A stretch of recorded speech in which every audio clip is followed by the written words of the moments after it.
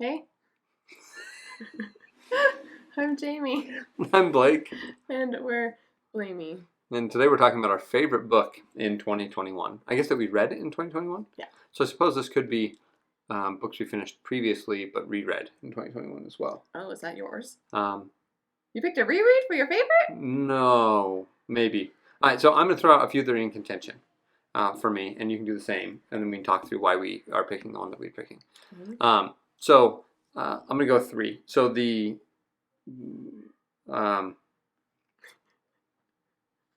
all right, so here's my 3. So the Dragon Reborn is one of my third. That's a third. That's the third of the Wheel of Time series.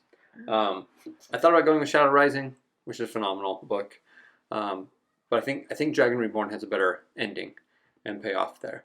It is a phenomenal book. Love it.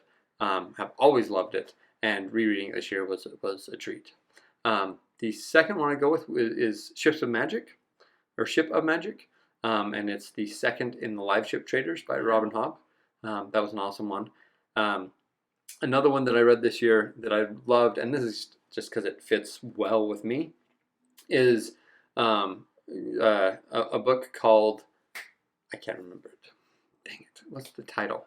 Glory Days? Glory something? I don't know. I'll put the thing like right here, somewhere around here will be a thing of it. But this is about 1984 and all the interesting sport things that happened during the summer of 1984.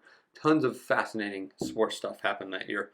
And then the last one I have is Red Seas Over Red Skies. And this is the second in the Gentleman Bastard series. And phenomenal book. So those are all mine. And I think my favorite out of all of those is Red Seas Over Red Skies. And part of this might be because of where I read it and when. So we were in Hawaii as I was reading this book. And it's got a bunch of like pirate stuff to it in sailing and ships and ocean. And so being in Hawaii and ocean, and there's no really boats or sailing, but there was ocean. You could have gone on a boat. I could have if I wanted to. Probably could have stolen one if I wanted to. Anyways, but it just, the environment affected it, and I think made it even better. But it was an awesome book. I love Locke and Jean and that entire world. And it's better than the third one. The second one's better than the third one, which is kind of a rare thing in most book series.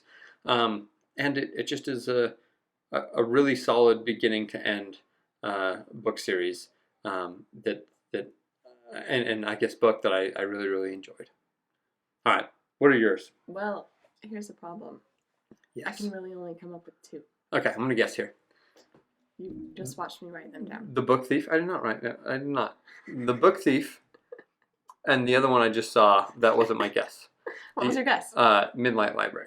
I can go with 4 stars. My problem with Midnight Library is the time travel just Okay. Too many variables. So I hear you talk glowingly about The Book Thief all the time. Yes. Right. So yes. it's a 5-star for you for sure. 100%. What were your other 5 stars this year? I need to go get my phone so I can tell you that. Skyward by Brandon Sanderson. That was my most recent 5-star, and it was really good. The recency bias is strong with this one. It really, really is. I've got a big problem. My other one that I can think of that was 5 stars was An Ember in the Ashes, but that was the first of 4.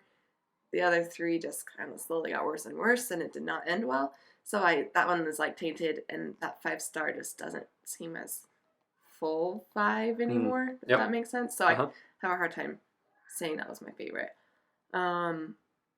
Midnight Library does stick out. Also, Crescent City sticks out, and that surprises me because it took me forever to get into that one. Mm-hmm.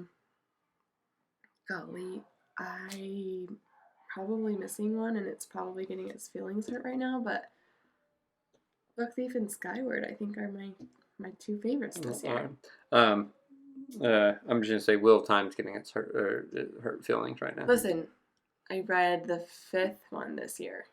And it was fine. It was totally fine. It just, I don't know. I think I don't know what my problem was with that one. I needed to read 6. I think part of the problem is you're so used to YA fantasy that's like candy. Yeah. It just feeds you the hype, the moments over and over again. it's harder to get back into that longer payoff on stuff. The grind of weird, crazy stories that are taking you who knows where with 1,300 characters. At 1,300, there's 3,500. With 13 in this one. Oh, okay. Oh, great. A character every page, basically. For real, though. Yes. Anyways, great. So your favorite is Skyward? Book Thief. Book Thief.